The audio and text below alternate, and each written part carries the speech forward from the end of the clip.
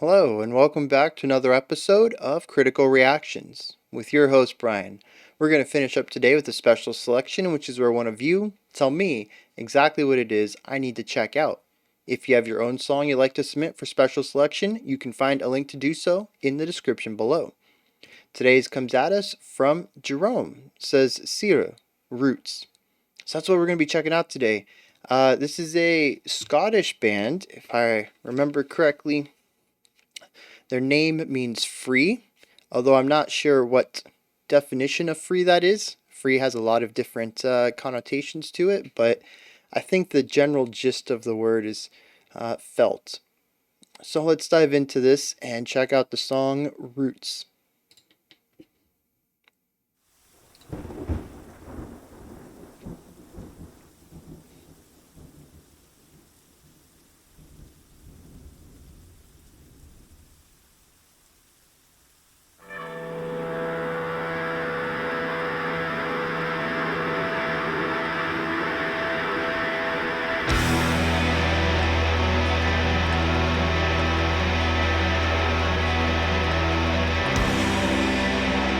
Alright, so we're in 4-4 with a 3-3-2 grouping.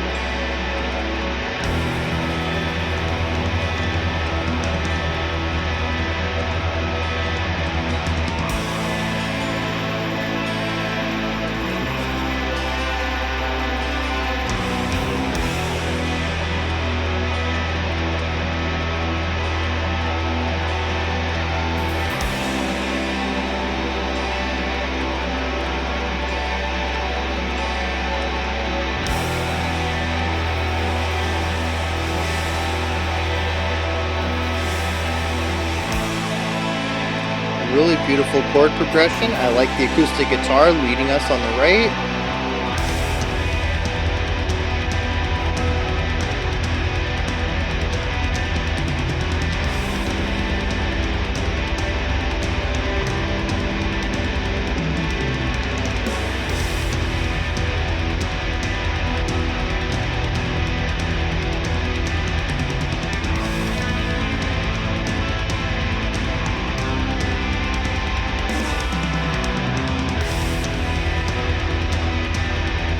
Drums are really driving the intensity here. Everything else is sort of hanging back, building. The drums are just, that tom work really is pushing the song forward.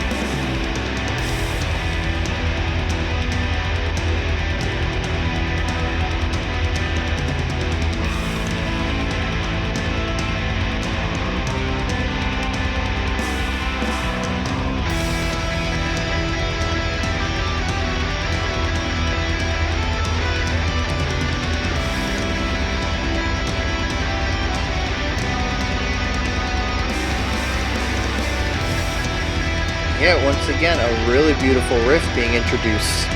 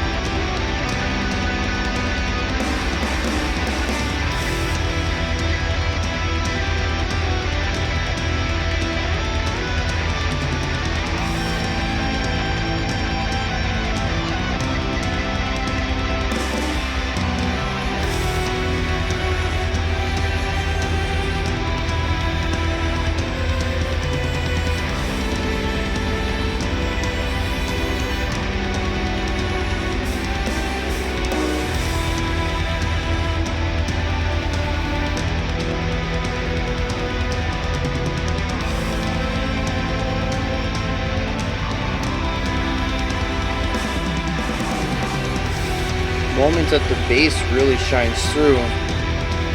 It's not often. I don't know if it's getting drowned in the toms or what's up, but it has a couple of lines where it shines a bit. It has a really nice tone to it.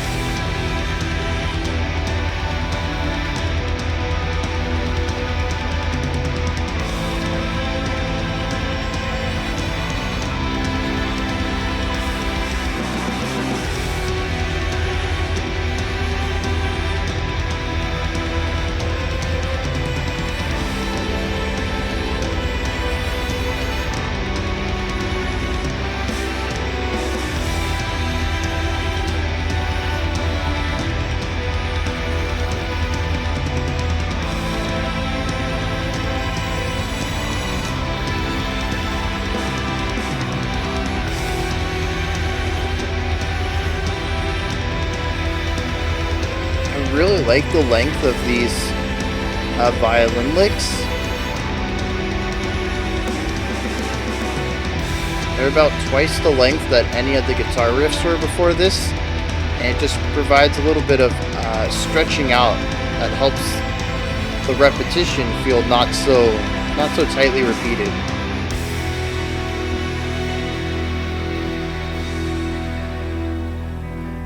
So what was that? 6-minute slow burn. Okay.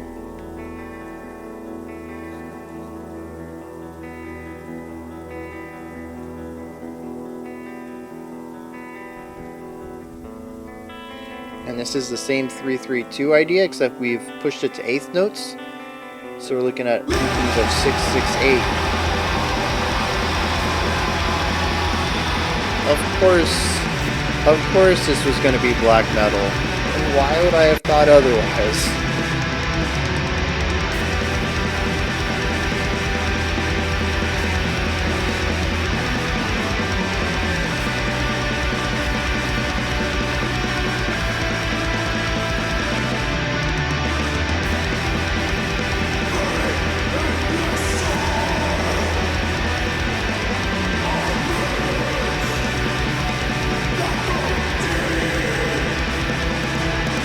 Low, throaty growl though.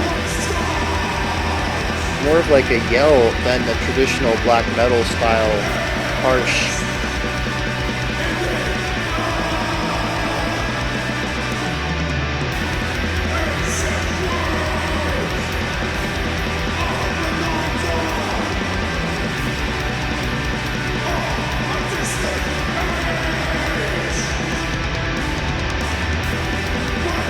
Interesting to hear that it feels like they've kept a very similar chord progression as the intro in this section.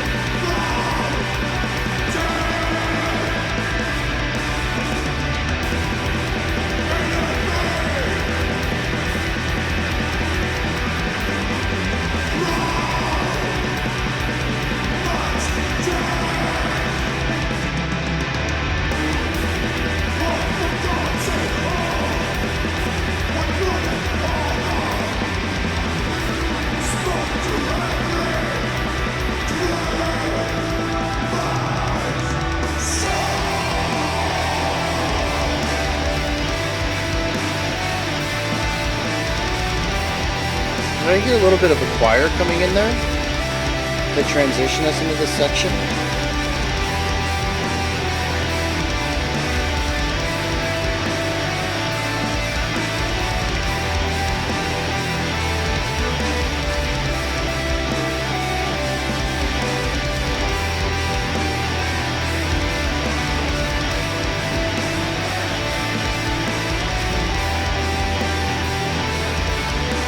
Once again, just a very beautiful moving melody line.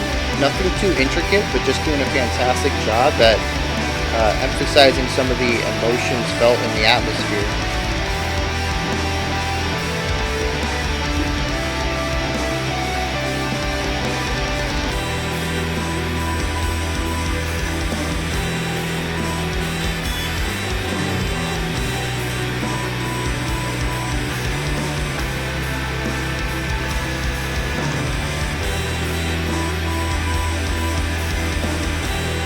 Is that a bagpipe? It kind of sounds like it, but I think the meat of the timbre is being hidden a bit.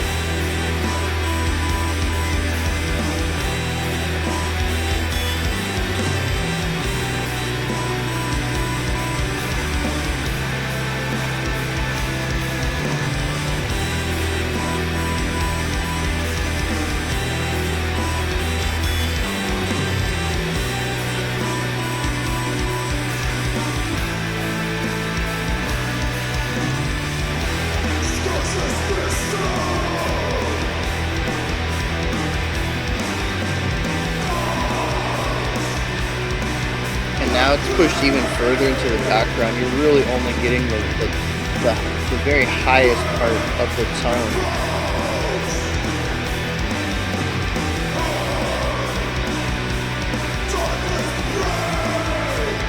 Kind of moved to a punky drum beat too.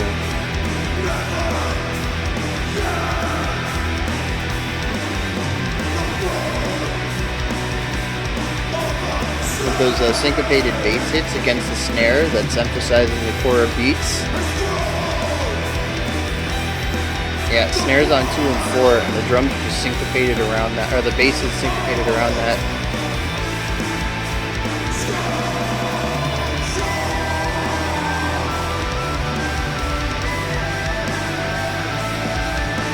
Alright, now that we got a flute, or maybe a tin whistle, something in that family. Very much introducing folk elements into this.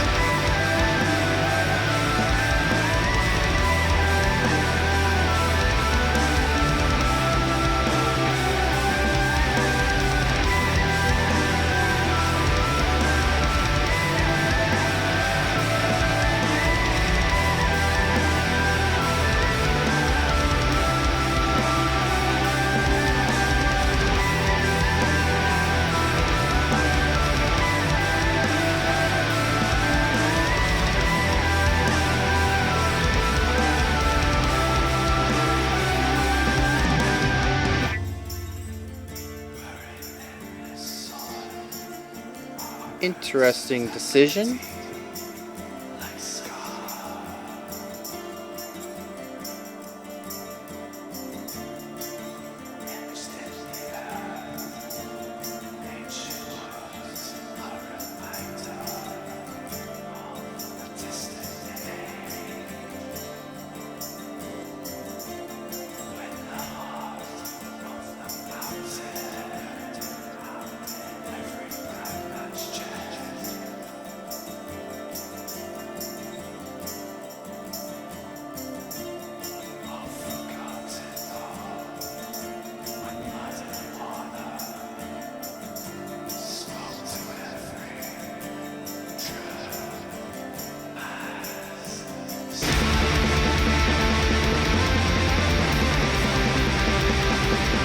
Figured we were in store for another slow burn, but it looks like we just went straight back to the black metal.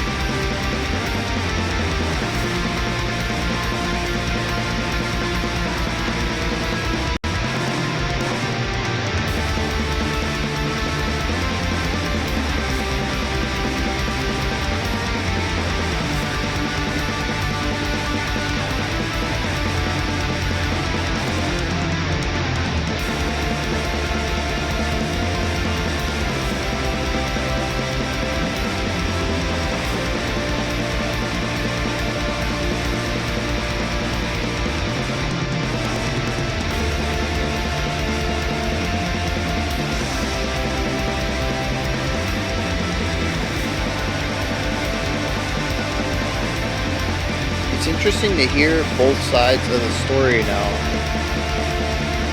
where we have the black metal tremolo picking and just 16th notes intensity underneath the melodic elements that we found in the earlier slow burn.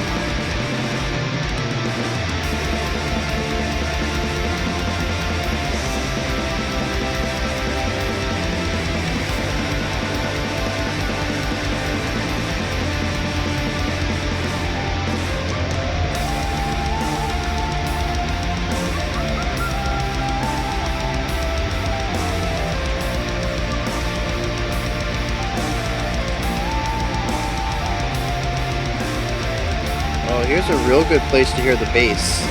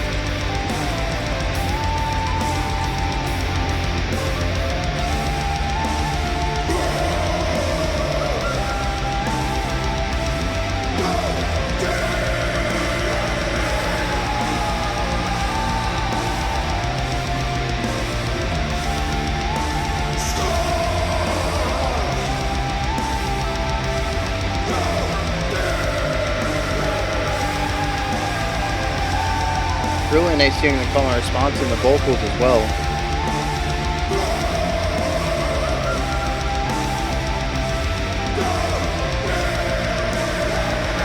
I'm not really sure what the song's about, but there's definitely an element of unity because of that call and response with the gang vocals on the response.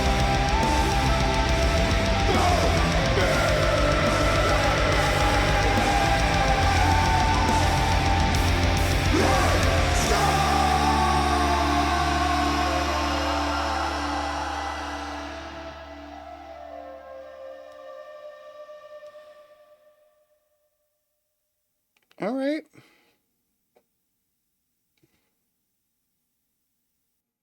Is that it though? Yeah, I think so.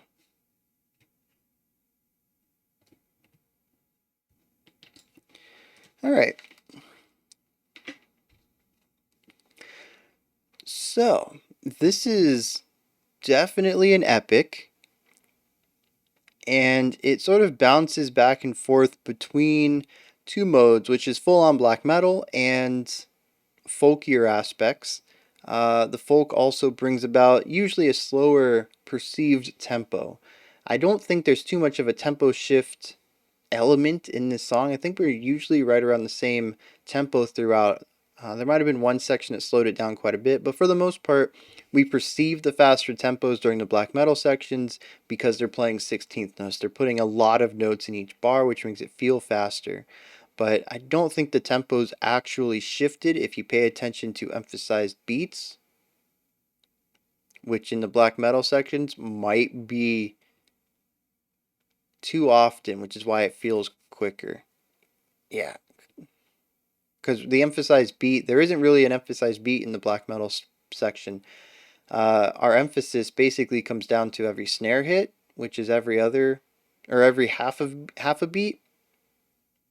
So yeah, that's why it feels so much faster because we don't have that core 2 and 4 emphasis that we have all and everywhere else.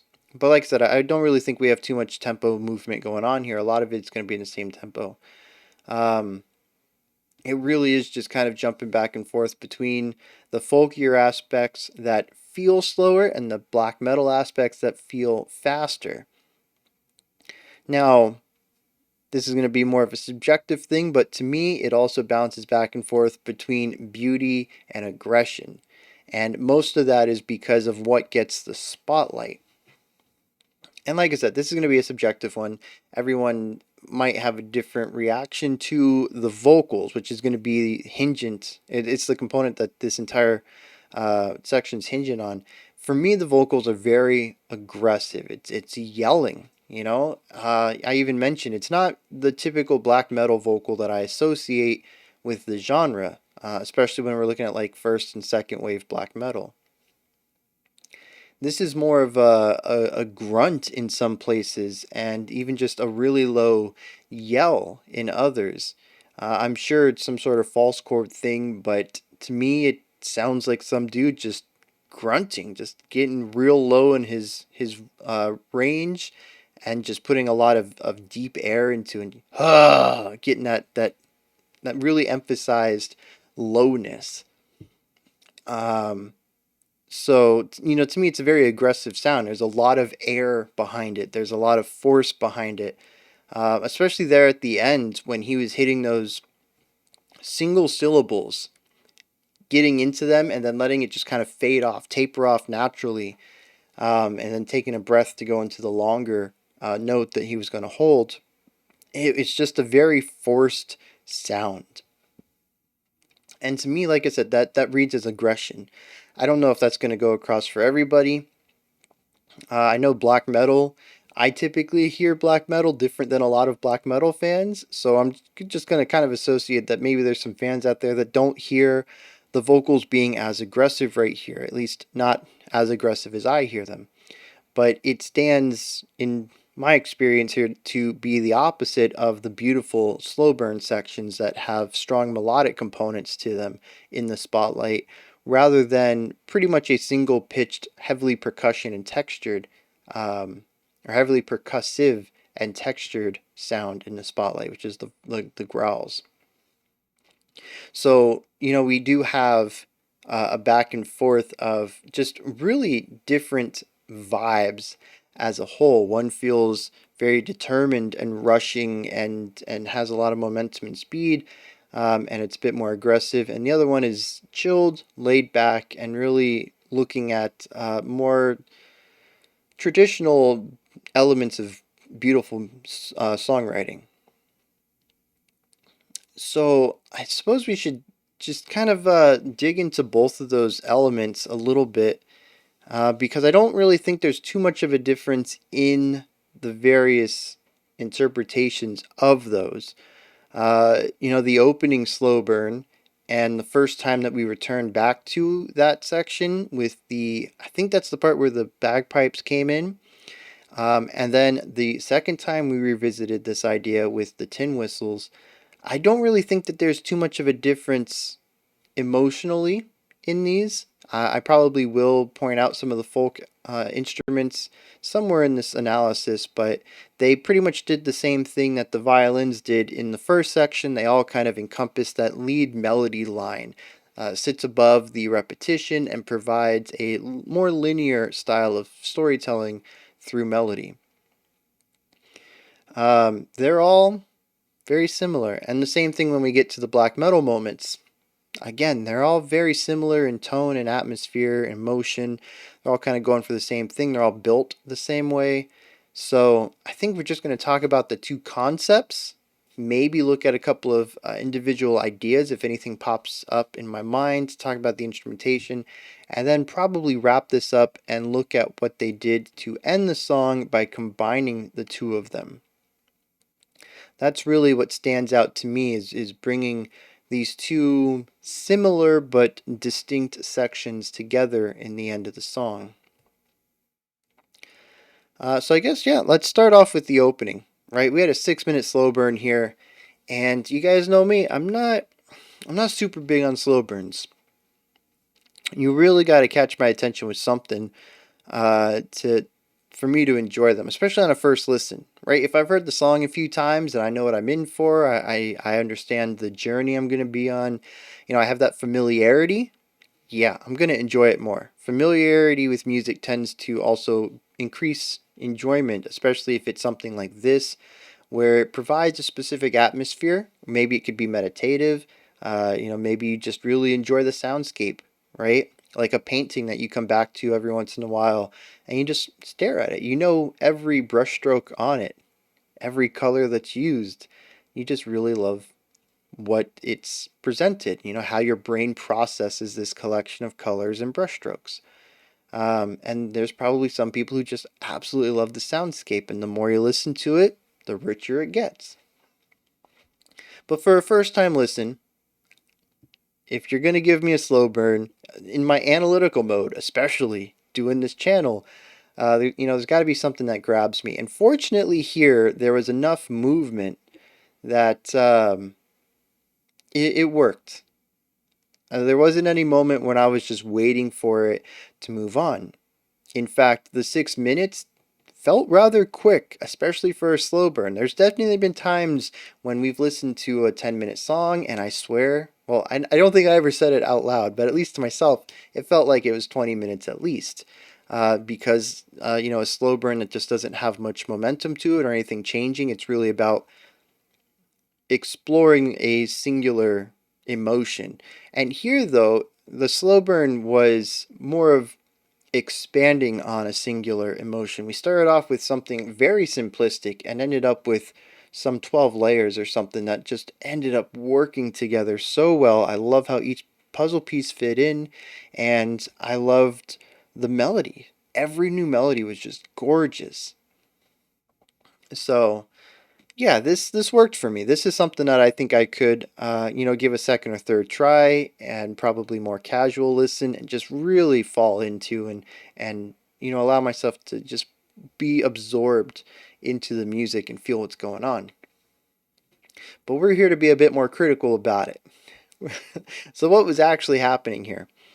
We started off with some light drumming and some guitar work, if I remember correctly, and I think this was the 332 section, um, which kind of threw me off a little bit once some more instrumentation came in because it felt like it opposed that, but it actually didn't. And it's interesting because this comes back in the next section, but because we're basically at double speed, it comes back as a 668 rather than a 332.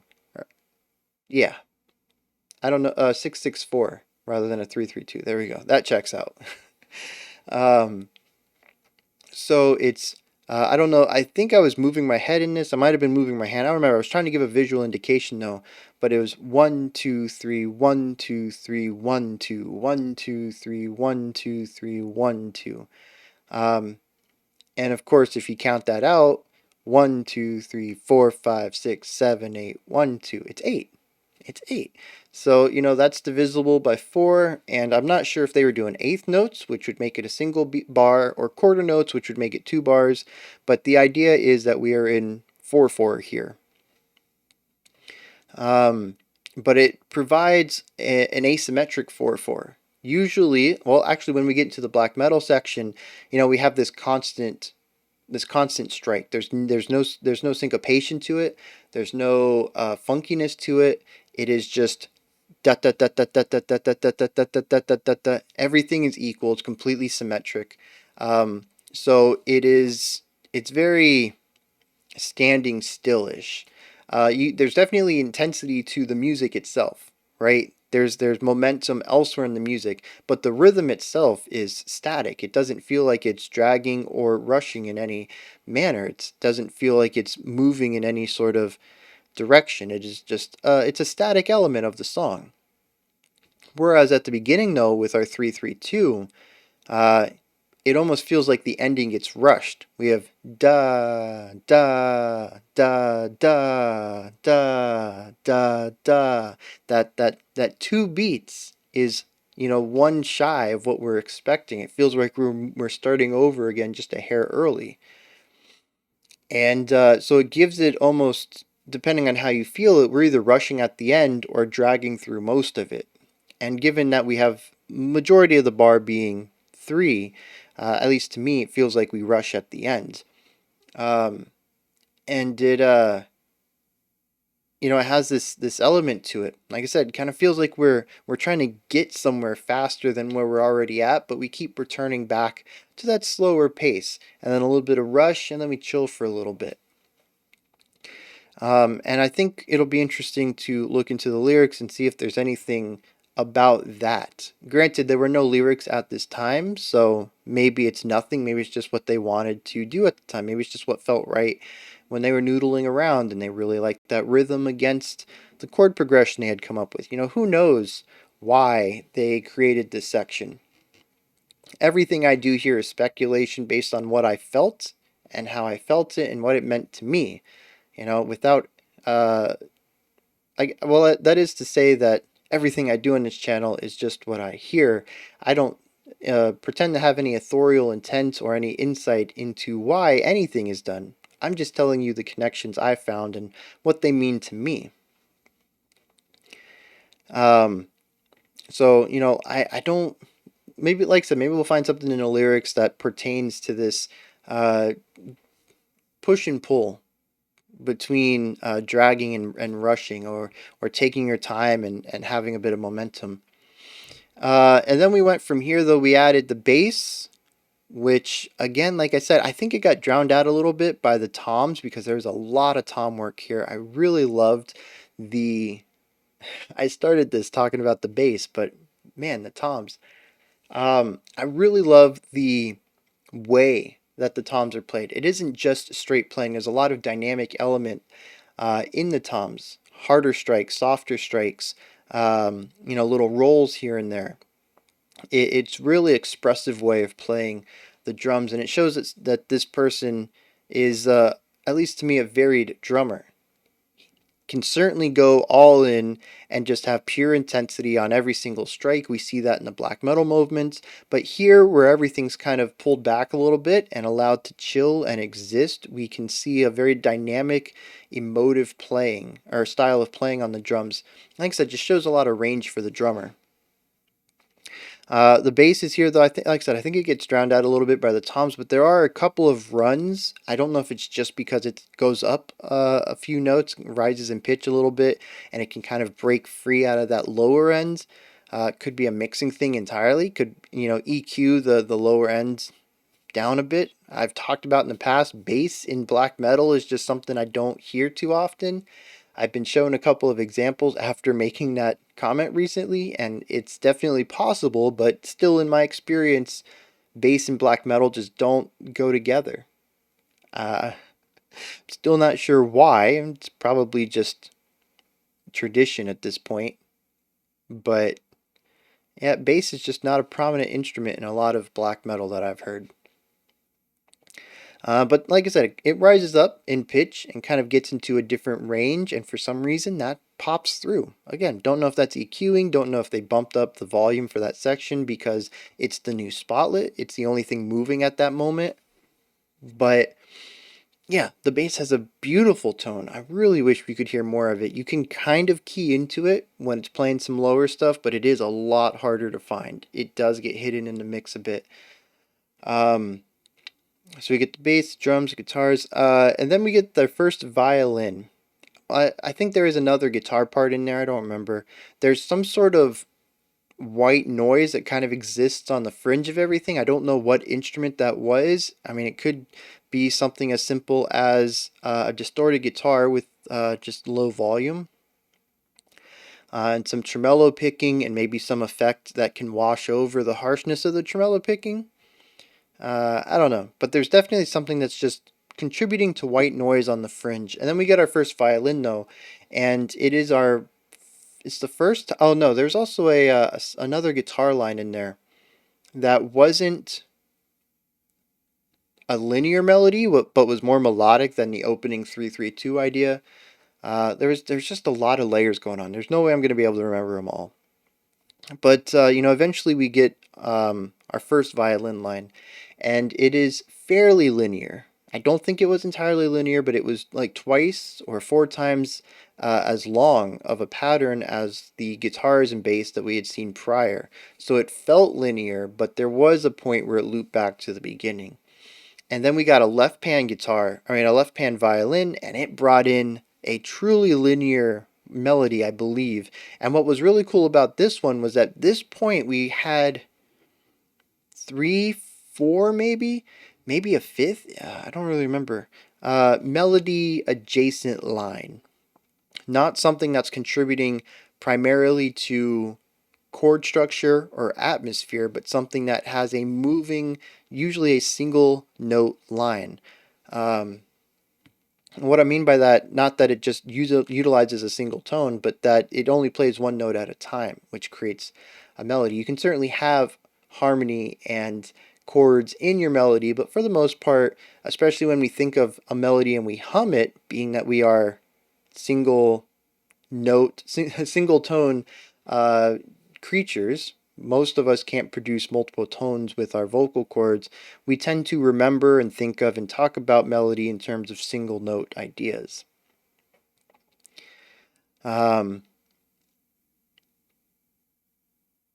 so yeah, we're at like 4 or 5 layers here of melody, and the cool thing is that I think there's some mixing stuff going on that reduces the volume of older ones so that newer ideas get the spotlight. I do think, aside from the drums, that every new layer also sees a volume reduction in everything else because it never really feels louder, but the new instruments are always above the rest of them.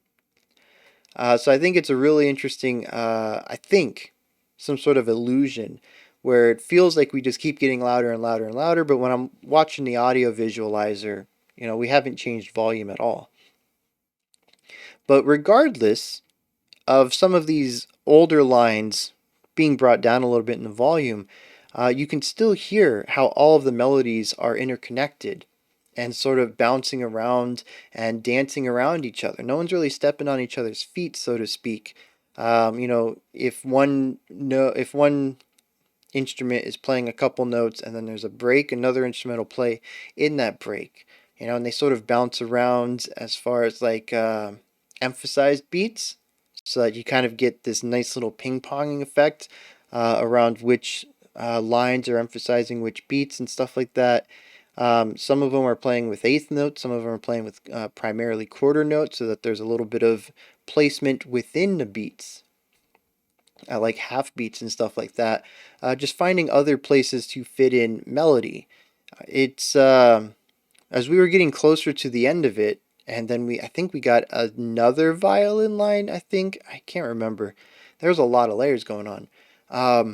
But there was definitely a point where I felt it was getting very full. I couldn't imagine them putting another idea in here. And they did. I don't remember what the idea was. It might have been that final violin line. It might have been another guitar line. I don't remember. But it was right before the end. It was the final edition, and I really didn't think they could add more, and they found a place for it. Very tasteful, too. And of course, like I said, the chord progression is very beautiful. It's evocative of more traditional styles of beautiful chord writing and melody writing. And it's just a gorgeous section, especially once everything's added in. And you can hear how everything's playing around each other and supporting each other's lines and adding harmony where there wasn't before. It's just, I mean, it's a very beautiful section, especially paired with the album art, which just looks like a couple of mountains in. I mean, it's a landscape, right? It's a landscape painting. I think that it works well for this sort of open-ended instrumental layering. Um, and then, someone decided to have a little joke on me, pull the rug out from under me, and whoops, didn't you know it? There's a trap door here, and you're welcome to my black metal layer. I tell you, you guys don't let up on the black metal. And so we get to this black metal section, and it is just raw aggression. I don't even remember transferring into it, transitioning into it. I think we just went straight into it. There was like a fade out and then like a moment of silence or something like that, maybe white noise, and then tremolo picking and double bass kicks and screaming. Oh man. And the funny thing is, if you watched yesterday, well, I haven't got it up yet, have I? Anyways, in yesterday's live stream, which should be up probably tomorrow, for public viewing, because it did get blocked.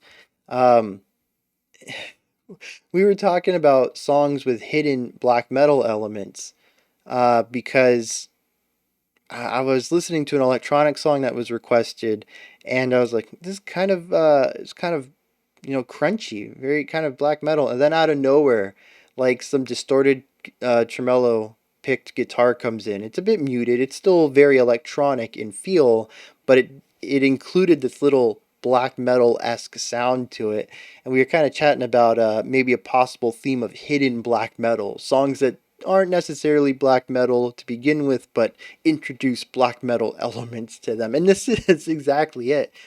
Like, even in retrospect, I should have noticed because it wasn't a super clean production in that opening segment. It was clean for black metal. Um, but compared to, like, say, an orchestral performance, that would have a lot more clarity between the instruments themselves. And this one was a bit more compact, even though it does use left and right panning. It's not like it utilizes a wide sound sphere like orchestra or electronic or pop would. It's a bit tighter, more restrained, and everything's a bit fuzzy, including that white noise sound that just sort of surrounds everything I had mentioned. Like I said, in retrospect, when I think back onto it, I'm like, yeah, there were a lot of clues that we were going to be listening to a black metal adjacent track, even in this opening, but it just never clicked with me. Probably because I was so enthralled by the beautiful layering. And when it kicks in, it was just like, man, you got me. So, anyways, the black metal kicks in, and like I said, growling, double bass kicks, tremolo picking, just raw intensity for quite a while. And I've already mentioned the vocals, I think, were a little different than I expected, but it ended up working very well. And I don't know that there's much I can say about this section. It does what black metal does. It's layered the way black metal is layered. It's produced the way black metal is produced. And again, I don't know if I'm just getting better at listening or if you guys are generally picking songs that have higher fidelity production to them, but I can make everything except the bass out. There was one moment in the final black metal section, which I think was actually where we merged the two ideas, that the bass was prominent to me, but otherwise, I'm really just getting the tremolo picking from the guitars and the double bass kicks, and then the snare every once in a while, 2 and 4, I think, for most of these sections, and the cymbals are very light in the mix. And we get a lot of this for a while. We do hit a punk section. It feels halftime, but honestly, we just return to something that feels a little closer to the tempo of the beginning because we are not playing 16th notes anymore. We kind of back it down to eighth notes. We get a punkier drum beat where we have a snare emphasizing 2 and 4 with the bass being syncopated around it.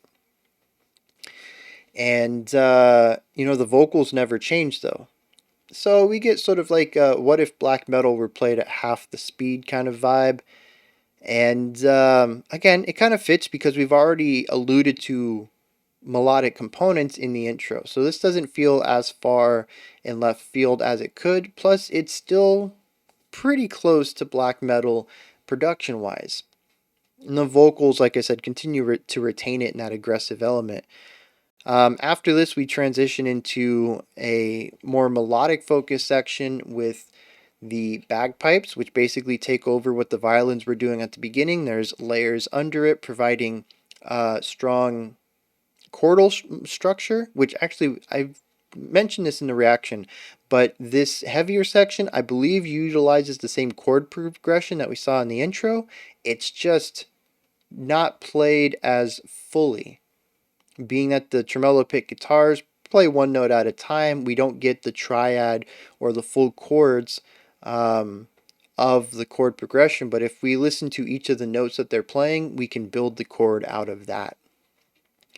Well, the chord for each section, and then of course once we have that, we can put all those back to back and write the progression out.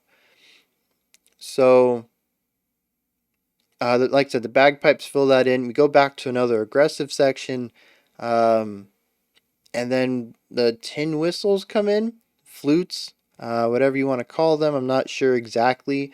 Definitely some sort of, at least to my ears, a metal woodwind. Probably, especially with the airiness of it, something that you would blow over an open hole, much like a flute, more so than a reeded woodwind. I don't think it has that warmth to it. It's a bit of a tinnier sound. And like I said, a non-reeded woodwind is where I'm going with that one.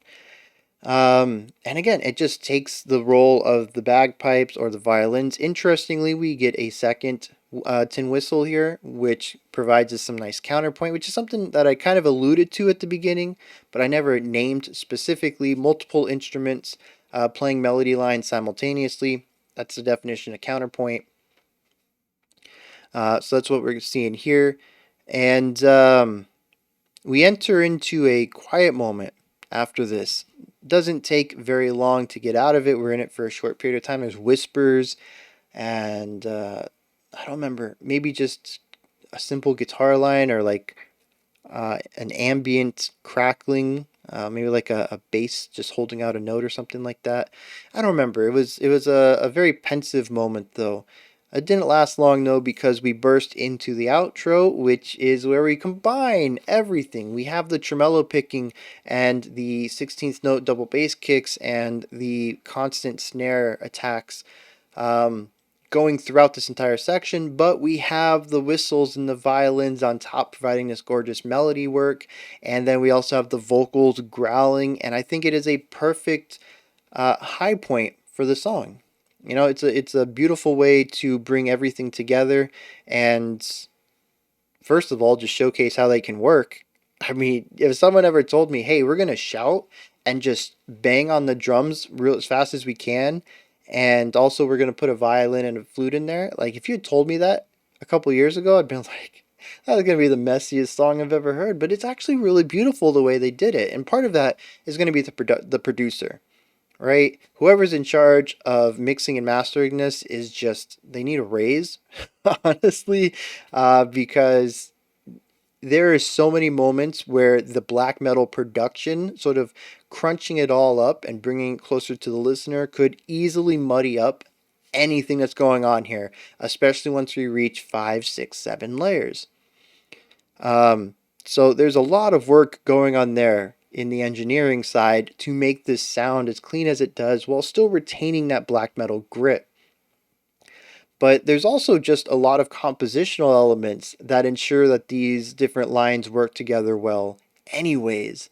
And it's it's there's definitely a lot to be impressed here about, just on the raw idea of how all of these elements come together and work even outside of the production. I think if you arranged this for another set of instruments, as odd as this sounds, Roots arranged for an orchestra, where we give everything that's written here, but we give it to different instruments. So, the distorted guitar line with the tremolo picking would be on, I don't know, the trumpet section with alternating parts. I don't know. It could be a very difficult thing to adapt that to a non-stringed instrument, but I think it'd be fun to try. But anyways, I think even if you did that, you completely got rid of all the compression, you completely got rid of all the distortion, you applied it to a acoustic set of instruments, I think it would still work for the most part because of the attention to detail paid to all of the melody lines and how they fit above everything else. Oh, thinking about it, we'd probably get rid of the tremolo picking and just have whole notes being held and half notes like I've talked about in the past. You just remove all the attacks and change the note when the guitarist would change the note, and I think you get the same gist. Um, but yeah, like I said, I think it would still be gorgeous when you did that. It's not there's a lot of elements in the composition itself that allows the song, it lends it to being very palatable and beautiful in that element. It really is the tremolo picking and the fuzz and distortion and stuff that give it the metal element, that make it feel heavy and weighty as metal can do. But what's written on paper, I think already works well. So between the composition and the engineering, there's just, like I said, a lot to really be in awe of here. It's a very well done job from all sides of it. And then of course the performance side, somebody has to play it. Obviously the band would, but uh, you know, just like I said, all the way around. Lots of things to be in awe about here. But what does it all mean? That I don't know. To me, it's an interesting ride. It's an interesting journey.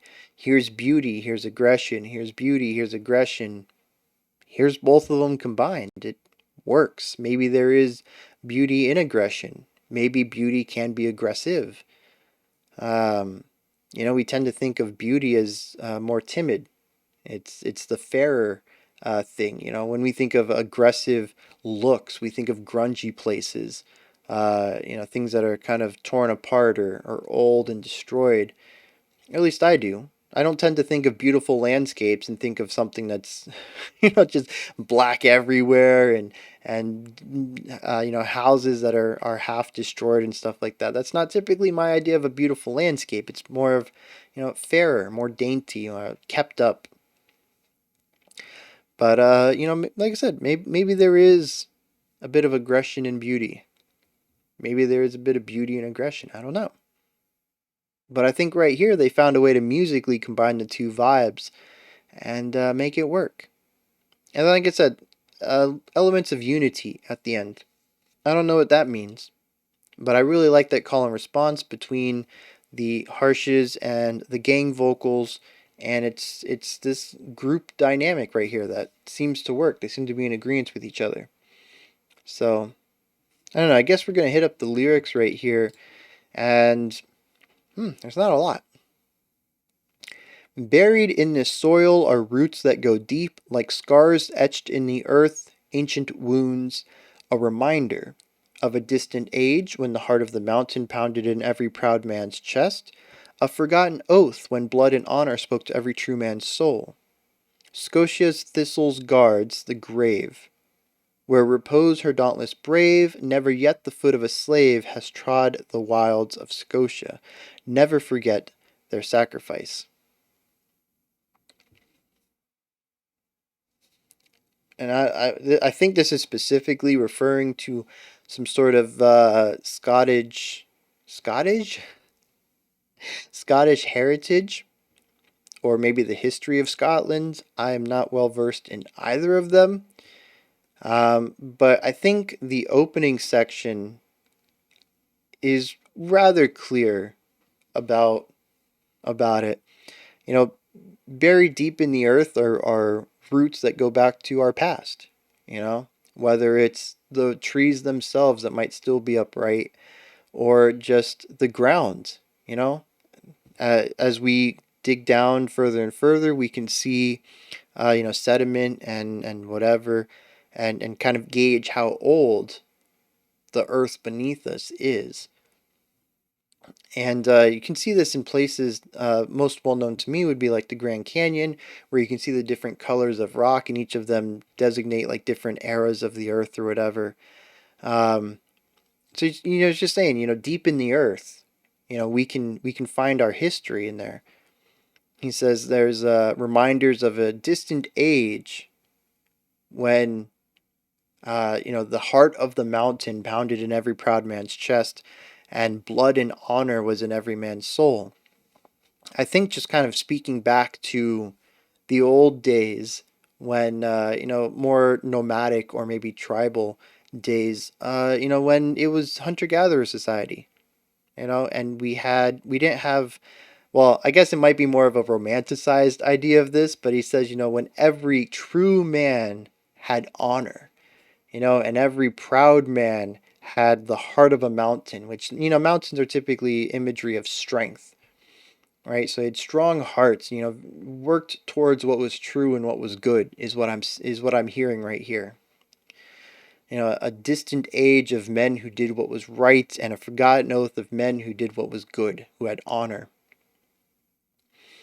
And like I said, probably a little bit romanticized, but again, it could also be relating to some specific events in Scottish history that I'm just not privy to. Because at the end he says, never forget their sacrifice. And again, I don't know exactly who he's speaking about, but it does make me feel like he's talking about a specific, maybe set of people, an era of people, maybe a specific family of people who are important to Scotland's history. And then there's this thing, though, that I think is just, it goes over my head because I think it's a cultural thing. The Scotia's thistle guards the grave, where repose her dauntless brave, never yet the foot of a slave has trod the wilds of Scotia. I I don't know what's going on there. The wording is a bit going over my head. I don't know what Scotia's thistle is. I don't know what a thistle is to begin with. It says guards the grave where repose her dauntless brave. So in this grave are those who have been brave to, unless, I mean, is Scotia like a way of saying Scotland as a entity? You know, like here in the US, we would say, America's brave soldiers. We personify America, but we use the word America, which is, the United States of America. It's a country name. Is Scotia a different name for it? Is it the old name for it before it became Scotland? Is this a different place than Scotland? I don't know. This is a Scottish band, and I'm just kind of associating that to this, but maybe the song's not about Scotland at all. I don't know. But there's definitely something that guards the grave of what I think are the brave soldiers. It says, never yet the foot of a slave has trod the wilds of Scotia. I mean, unless they're saying it like at this time, I don't know. Like I said, I think there's some cultural, historical importance here that I just don't know to apply properly. So I'm going to end this here before I just talk in circles and not really say anything anymore, because I think I've reached the depths that I can go on these lyrics. As far as musically, I mean, there's beauty in a lot of the lines that I think kind of goes with this idea of remembering the past, maybe even having some pride for the past. Like I said, they romanticize it a lot, and that could be for better or worse. Again, I don't have historical context, so I don't know exactly what they're romanticizing, other than just the general idea of nomadic or tribal nations that were all over, Europe at the time. But yeah, I mean, aside from that, the black metal sections I can't really directly attribute to this, and then the bringing the beauty and the aggression together. I mean, maybe that is this though, right? Because we're talking about a more violent era, right? Especially nomadic tribal times. You had to kill your own animals, you had to kill your own food, and it was very war driven at the time. I don't know how many wars early Scotland participated in, but we had a lot of wars in the medieval era and before and after in Europe. So maybe that's the aggressive section, and then the romanticizing the people of the time being, honorable and doing what was right could be the beauty, and it's bringing us together. Or it could just really be grasping at straws here and trying to stretch what I picked up in the music to the lyrics. I don't know. They could have just written a really beautiful instrumental track and then wanted to put a couple lyrics over it, and that's what they came up with. So those are my thoughts on I forgot how to pronounce it. Seer? I think it's something like that. That's what happens when I listen to a pronunciation over and over and over and over and over before I start the track, and then I say it as best as I can. I've heard that I'm doing a pretty good job with my pronunciations in all sorts of languages, but after an hour, as like this video is, I've completely forgot. That went right out my short-term memory, never got stored. It's like cramming for a test. You might ace the test, but you're not going to remember anything on it a week later. Anyways, for the track "Roots" from this band, Sear, I think is it. This is where you guys come in. Hit me up in the comments. Let me know what your thoughts were. Anything you want to agree with me on, disagree with me on, expand on what I've said. If you have any information into the lyrics, please go ahead and let me know. Above the comment section is a description box. And there's a link for Linktree. It'll take you to this menu right here. As everything related to the channel, you can join the Patreon, the Discord, the Twitter, submit special selections. There's a bunch of stuff. Go ahead and check it out. Above that, if you could, like, subscribe, and ring the bell. I greatly appreciate all three of those. That wraps it up for today. I'll be back tomorrow, though, at 5 p.m. Eastern Standard Time, 9 p.m. UTC, as usual. We'll be looking at another genre fusion and another special selection. Until next time, remember to be critical but not cynical of the music you listen to, and have a fantastic morning, afternoon, or evening whenever you choose to watch my videos.